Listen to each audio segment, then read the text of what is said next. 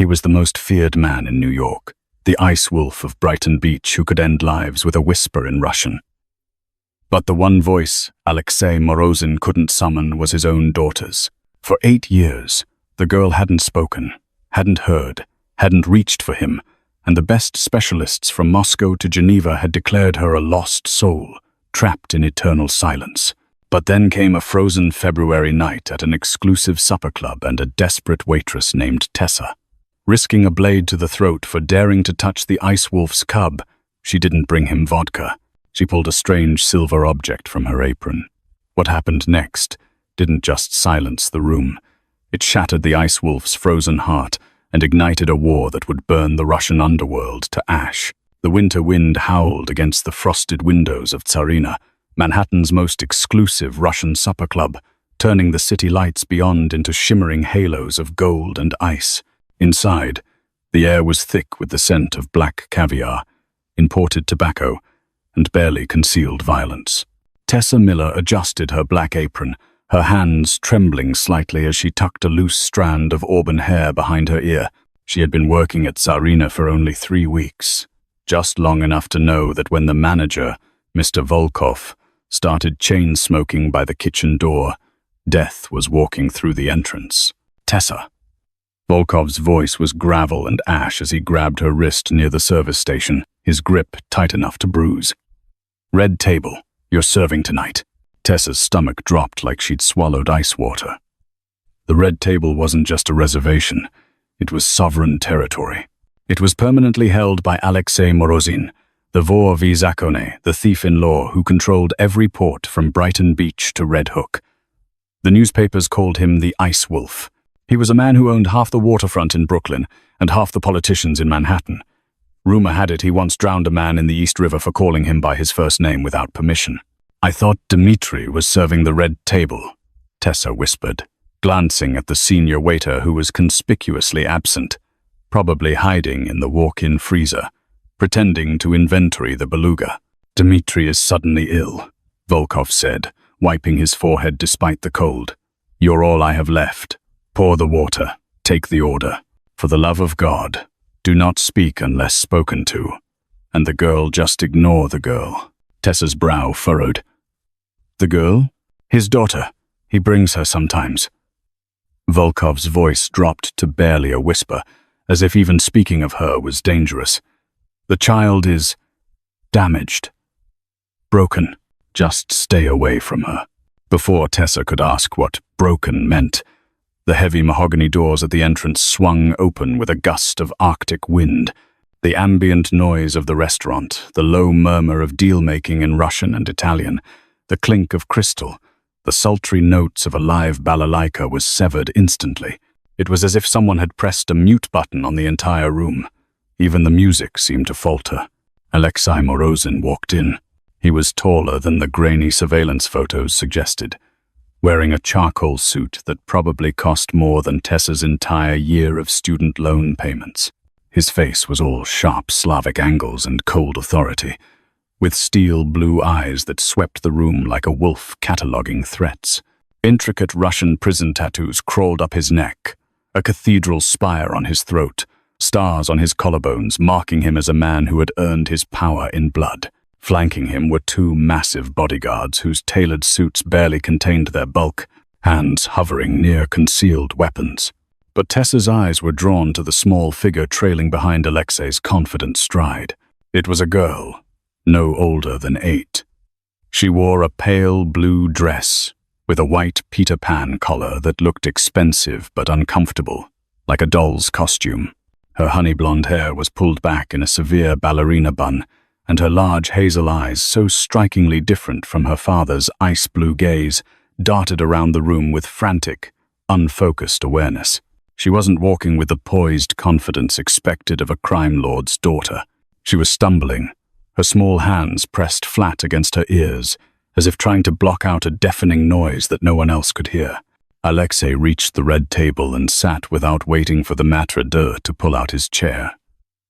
The bodyguards took positions by the kitchen entrance and the coat check. The girl Isabella hesitated, frozen in the middle of the room, transfixed by the chandelier overhead, watching the way the light fractured through the crystal prisms. Isabella. Alexei's voice wasn't loud, but it carried a weight that made the silverware seem to rattle on nearby tables. The girl didn't move. She was staring upward, mesmerized by the dancing light patterns.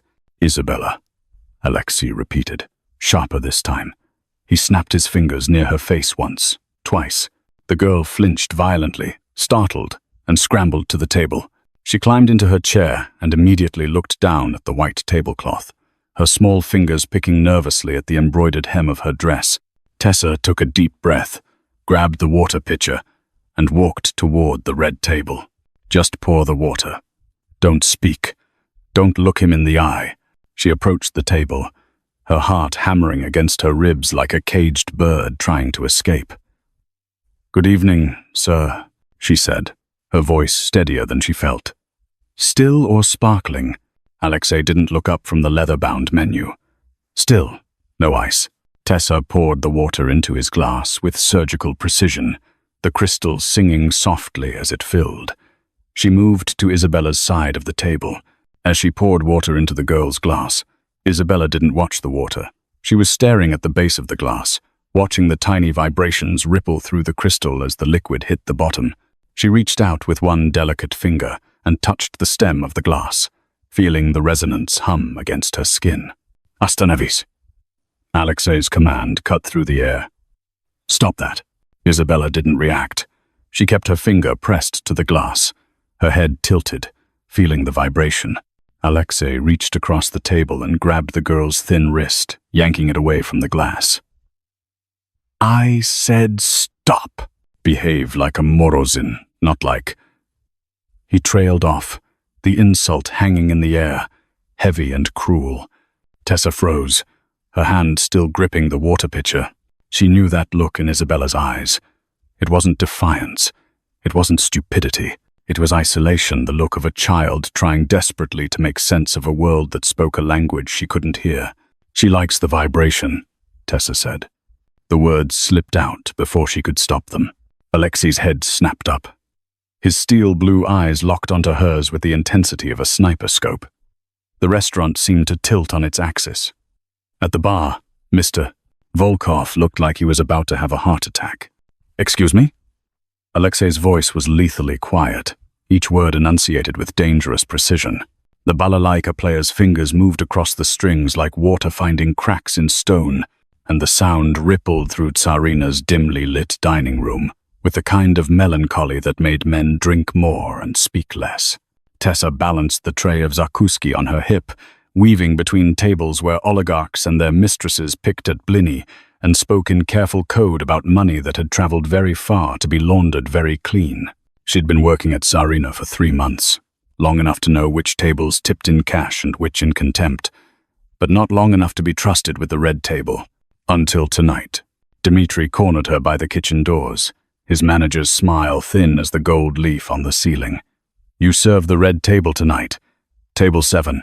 The blood left Tessa's face. Everyone knew table 7. Everyone knew who sat there. Do not speak unless spoken to, Dmitri continued, his accent thickening with warning.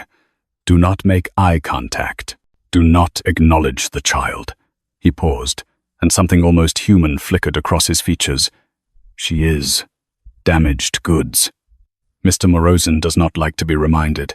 Alexei Morozin arrived at 9 o'clock, exactly, because men like him didn't wait and didn't rush. He wore his wealth like armor, a suit that cost more than Tessa's yearly tuition, a watch that caught the candlelight and threw it back sharp enough to cut. His face was all angles and ice, beautiful in the way that dangerous things often are. The girl trailing behind him was 8, maybe 9. Her dress was cream silk, probably designer, probably more expensive than everything Tessa owned, but it hung on her small frame like a costume, and her eyes, dark and endless, stared at nothing and everything at once. Isabella, Tessa had heard the whispers. Alexei Morozin's strange daughter, his shame, his secret kept in plain sight because money could buy silence but not cure. The balalaika's tempo shifted, became something faster, more insistent. Tessa approached the table with water glasses and practiced invisibility, but her attention caught on the girl. Isabella had pressed both palms flat against the polished mahogany, her whole body still except for the slight movement of her fingers. Her eyes were closed. Tessa watched, fascinated, as Isabella's hands moved fractionally, seeking something. The vibrations. She was following the music through the table itself, feeling the resonance travel through wood and bone. "She's listening with her hands," Tessa said quietly, forgetting Dimitri's warning, forgetting everything except the fierce concentration on that small face. The temperature at the table dropped 20 degrees. Alexei's gaze locked onto Tessa with the precision of a rifle sight. When he spoke, his Russian-accented English was soft and infinitely more terrifying than shouting. "She listens to nothing. She is defective." He leaned forward slightly, his smile a razor blade. "Mind your station, Devushka." But Tessa had already seen it the way Isabella's fingers had pressed harder against the table when her father spoke, as if she could feel the anger vibrating through his words. Not broken, just listening to a different frequency than the rest of them. By 10 o'clock, Tsarina had filled with the kind of crowd that made waitresses move faster and breathe shallower. The Volkov family occupied table 12, their laughter too loud, their glances at Alexei too pointed. Old rivalries died hard in Brighton Beach, and everyone knew everyone's business, including which oligarch had a daughter who screamed in public places. The balalaika had been joined by a drummer, and the bass line pulsed through the floor like a second heartbeat. Tessa watched Isabella's body go rigid in her chair, her hands pressed so hard against the table that her knuckles whitened. The girl was drowning in sensation, unable to sort the competing frequencies, the bass, the voices, the clatter of silverware, all crashing through her nervous system without filter or mercy. She began to rock. Forward and back, her movements sharp and desperate. "Ostanovись," Alexei hissed, his hand closing around Isabella's thin arm. "Stop this." But Isabella couldn't hear the anger in his voice, couldn't read the shame burning in his face. She pulled away from his grip, and the sound that tore from her throat was something animal and afraid, a high-pitched scream that cut through the restaurant's carefully maintained ambiance like a knife through silk. Her arms swept across the table, crystal shattered, red wine spread across white linen like blood. The Volkovs were watching. Everyone was watching. Alexei's hand rose, not in comfort but in the frustrated desperation of a man who'd tried everything and failed at all of it. His palm was open, his face twisted with something that might have been grief if you looked closely enough. "Touch her and you'll never reach her." Tessa's voice cracked through the moment. She was moving before she could think, before Dmitri could fire her, before the bodyguards could reach for the weapons they absolutely carried. She stepped between Alexei and Isabella, her apron pocket already open. The tuning fork was small, medical grade 128 hertzes, the frequency she'd learned in her first semester of speech pathology. She'd carried it since her practicum, a habit she'd never broken. She struck it against her palm and pressed the vibrating metal to Isabella's collarbone. The silence was instant. Isabella gasped, her whole body going still as the pure, singular frequency flooded through her bones. Her eyes, those dark, vacant eyes, focused for the first time, sharp with intelligence and something like wonder. Then she smiled. Then she laughed, the sound rusty and unpracticed but unmistakably real. Tessa's hand moved to her own sternum, tapping 3 times in deliberate rhythm. "Safe," she said, though she knew Isabella couldn't hear the word. But the girl's eyes tracked the movement, and slowly, carefully, she lifted her own small hand and mimicked the gesture. 3 taps, her eyes alive, communicating. Alexei stared at his daughter as if seeing her for the first time in 8 years. The black card appeared on her locker after her shift, sleek and heavy as a threat. No name, just a phone number embossed in gold Cyrillic that caught the fluorescent light and held it. Tessa's hands shook as she turned it over, finding nothing on the back except her own distorted reflection. She didn't need to call. The black Mercedes was already waiting at the curb, tinted windows dark as deep water. Engine purring with the patience of something that had all the time in the world. The driver didn't speak. He simply opened the door, and Tessa understood with cold clarity that this wasn't an invitation, it was a collection. Inside, the leather smelled like money and cigarette smoke. Alexei sat in shadow, his phone glowing pale against his face as he scrolled through what looked like financial statements. He didn't look up when she slid into the seat beside him. "Your student debt," he said casually, still scrolling. $52,318. "It no longer exists." He swiped. "Your apartment in Washington Heights lease terminated. Belongings in storage." Another swipe. "Columbia University, speech pathology program, 3rd year. GPA, 3.87. Excellent work, Miss Hartley." Tessa's throat closed. "How did you... your brother, Marcus?" Now Alexei looked at her, and his eyes were the color of frozen lakes. Deaf from birth. Died at 16 drowning accident at summer camp because no one heard him calling for help. He paused, letting the words land like stones. "Your mother followed 6 months later. Sleeping pills. You were 19. The air in the car went thin." Tessa pressed her palms against her thighs to keep from shaking, from screaming, from throwing herself out onto the highway, now rushing past the windows. "You understand loss," Alexei continued.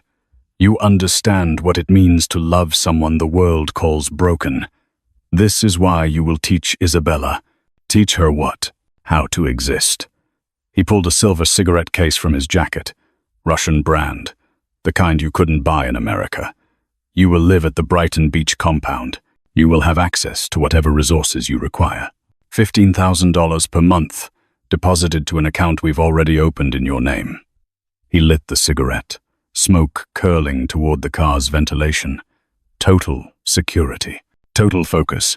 Total captivity, Tessa thought, but didn't say. "And if I refuse?" Alexei smiled, and it was almost kind. Almost. He gestured toward the window, where the lights of the Verrazano Bridge were already appearing through the darkness, carrying them toward Brooklyn, toward Brighton Beach, toward a life she hadn't chosen but could no longer escape. "We are already crossing the bridge, Tessa Mikhailovna," he said softly. "You belong to us now." The bedroom was beautiful in the way that prisons could be beautiful if you had enough money. Silk sheets, ocean views through bulletproof glass, a bathroom larger than her entire Washington Heights apartment. Tessa found the first camera in the smoke detector within 10 minutes, a tiny lens catching the lamplight like a predator's eye in darkness. She stopped looking after that. If you searched hard enough, you'd find surveillance everywhere, and madness lay in counting all the ways you were watched. Isabella's playroom was down the hall, sterile as an operating theater.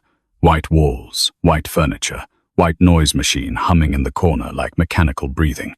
The girl sat cross-legged on imported carpet, arranging wooden blocks by texture with the focused intensity of someone solving an equation only she could see.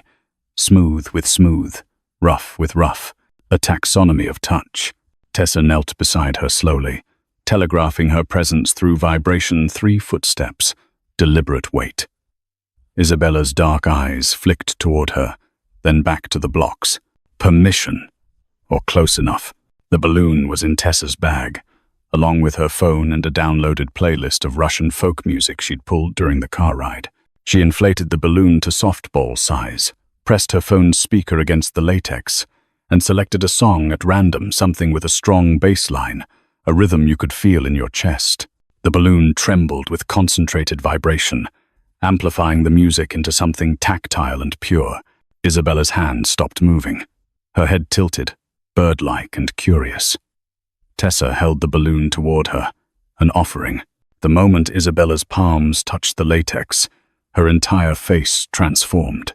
Wonder replaced the careful blankness, her mouth opening in a silent O, her eyes widening as the rhythm pulsed through her fingers, her wrists, her bones.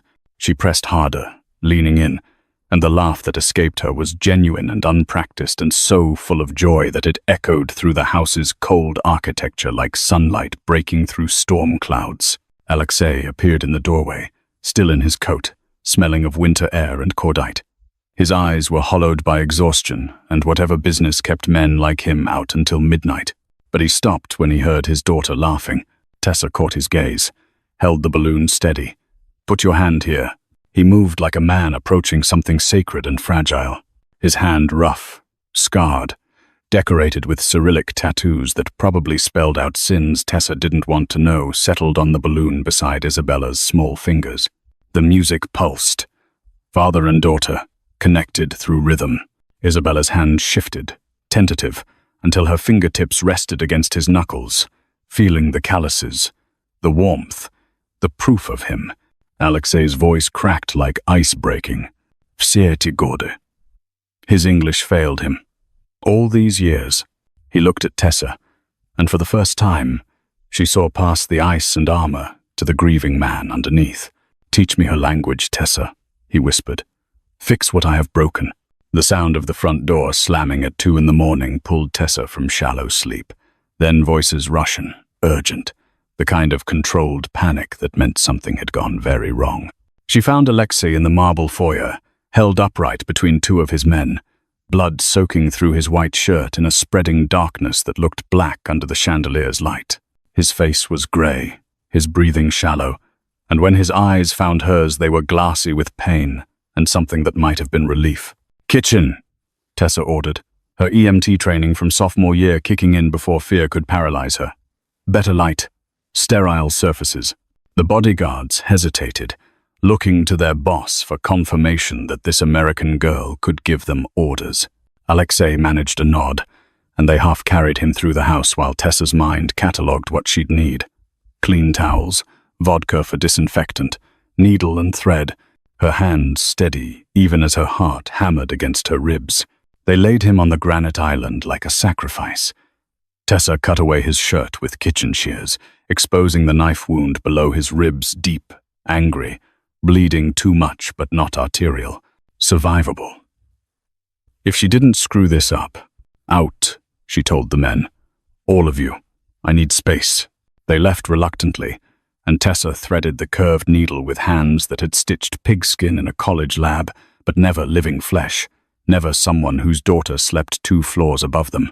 Alexei hissed through his teeth as she began, his hand gripping the counter edge hard enough to whiten his knuckles. The pain was making him delirious, loosening the iron control he wore like armor. "They mock me," he said in English, roughened by a Russian growl. "The Chechen families. They say, the ice wolf raises a broken cub. He is finished." His laugh was bitter and wet. "In my world, Tessa, weakness is death. They will come for her. They will use her to destroy me." Tessa's hands didn't stop moving in, through, pull, tie. "Then we make her strong," she said quietly. "Not by changing her, by showing them strength has many forms." Alexei's eyes focused on her face, and something shifted in the air between them, the space growing smaller, charged, his hand reaching toward her cheek with blood-stained fingers. The kitchen door swung open. Viktor Sokolov stood in the doorway, Alexei's second in command, all sharp angles and sharper instincts. His gaze moved from Tessa's flushed face to Alexei's reaching hand, and his expression went carefully blank. "Too much attention on the girl, boss," Viktor said in English, his accent thicker than Alexei's. "She makes us soft." Alexei's warning glare could have frozen vodka, but Viktor had already planted the seed, already reminded them both what happened to soft things in a world built on violence, already marked Isabella as the weakness that would get them all killed. 2 weeks transformed the cold house into something almost alive. Isabella moved through rooms with new confidence, her hands speaking a language that made the silence deliberate instead of empty. 75 signs and counting. Tessa kept a journal, documenting each breakthrough like a cartographer mapping undiscovered territory. Papa was a touch to the forehead, fingers splayed like a crown. Home brought both hands to her heart in a gesture so tender it hurt to watch. Music made her fingers vibrate in the air, conducting invisible orchestras only she could feel.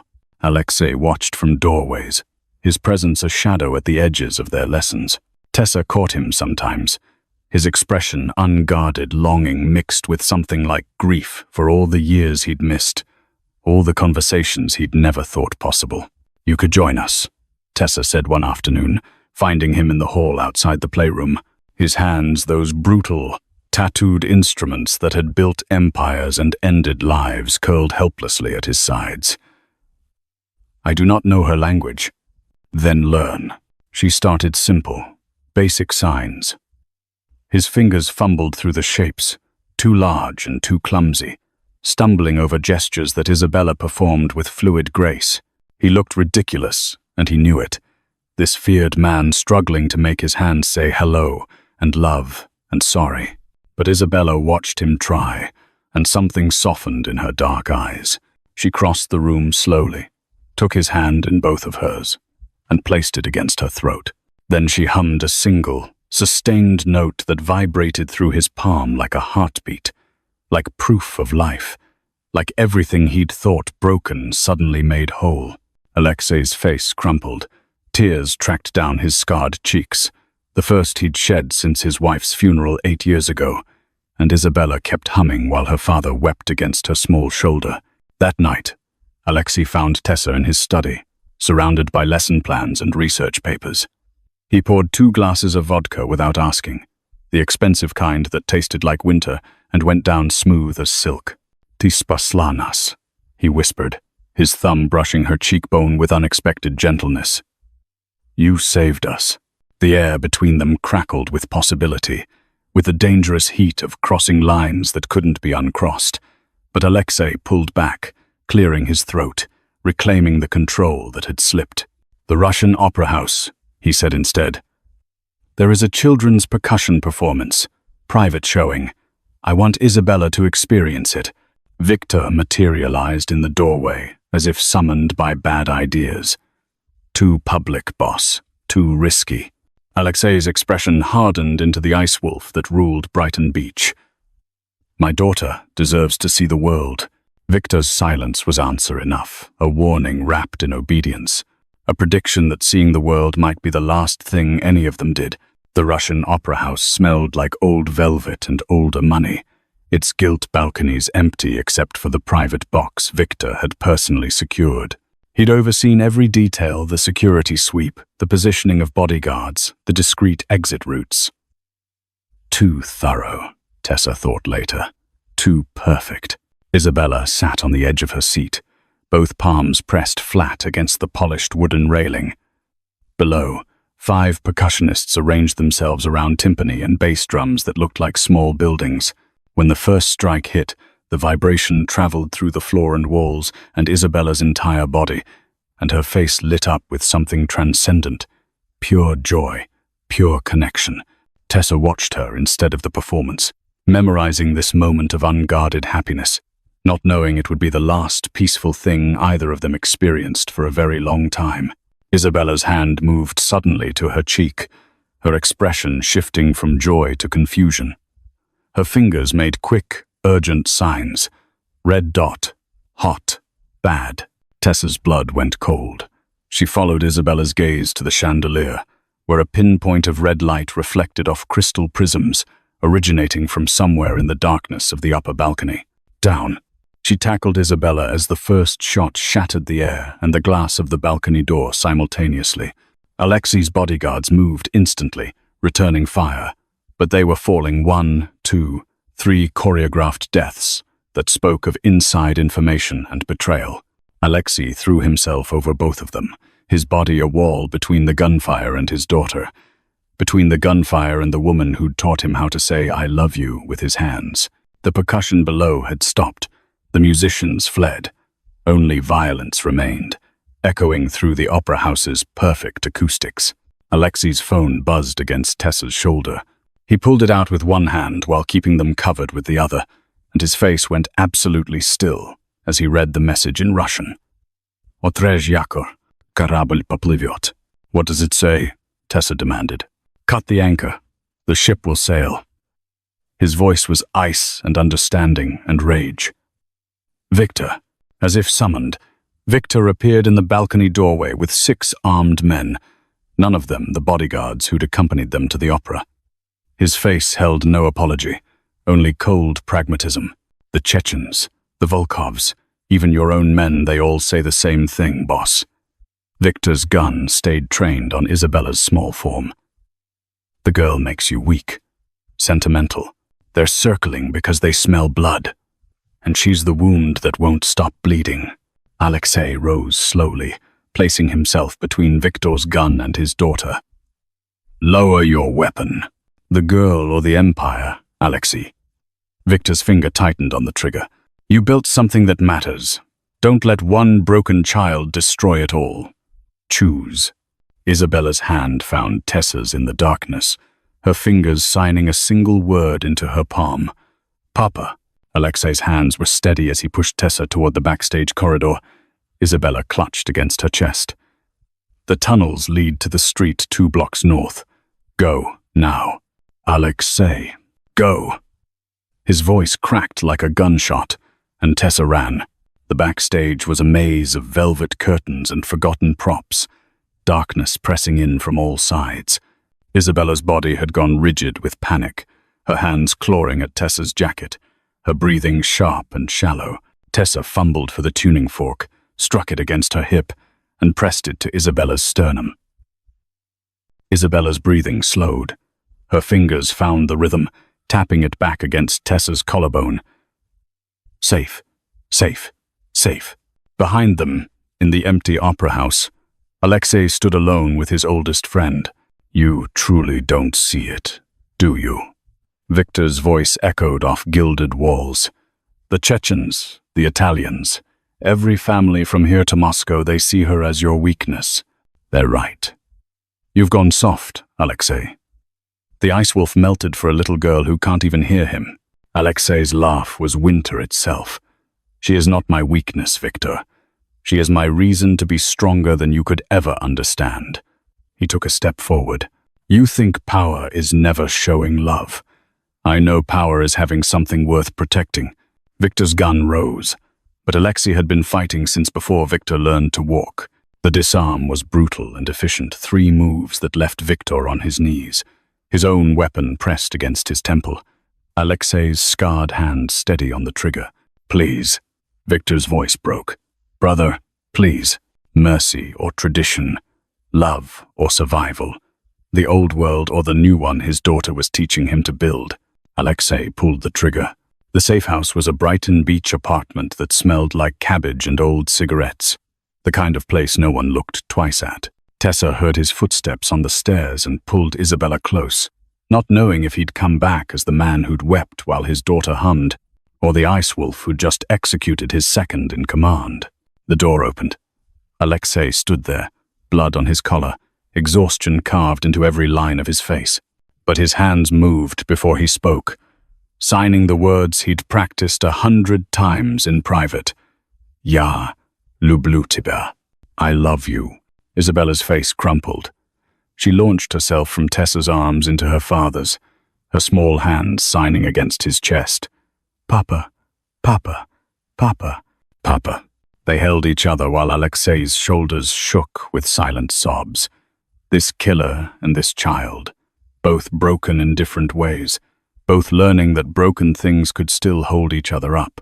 Tessa stood, and Alexei's hand reached for her, pulling her into their circle. When he kissed her, it wasn't captor claiming captive. It was 2 people who'd walked through fire and decided to keep walking together. 3 damaged souls, 1 impossible family, forged in blood and silence and love that spoke louder than words ever could. 6 months later, the summit convened in a warehouse in Red Hook, where the smell of the harbor mixed with expensive cigars and older grudges. The 5 families, Russian, Italian, Irish, Albanian, Chechen, sat at a table that had seen blood spilled and treaties signed, their collective power enough to move mountains or topple governments, depending on the day and the price. They'd come expecting weakness. Whispers had traveled through Brighton Beach and beyond about Alexei Morozin's softness, his damaged air, his American woman who'd made him forget what it meant to rule with an iron fist. Alexei stood at the head of the table, his presence still capable of freezing vodka. Gentlemen, he said in accented English that carried to every corner, I present the future of the Morozin Bratva. Isabella walked onto the raised platform like she owned it.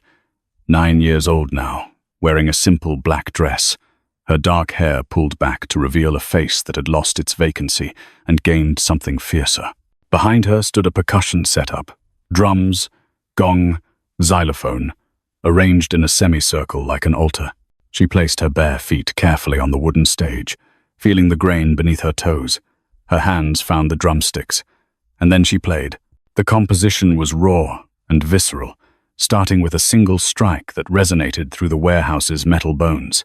Her body became the receiver, feet feeling bass reverb through the stage, hands reading vibration from every surface, her entire being tuned to frequencies the rest of them could only hear. The piece told a story without words. Isolation's lonely rhythm, discovery's tentative melody, connection's building harmony, power's thunderous crescendo. She played her father's heartbeat steady, strong, certain. She played the tuning fork's frequency that had first reached her. She played survival itself. Men who'd ordered executions over breakfast found themselves blinking back tears. The Albanian boss's hands trembled.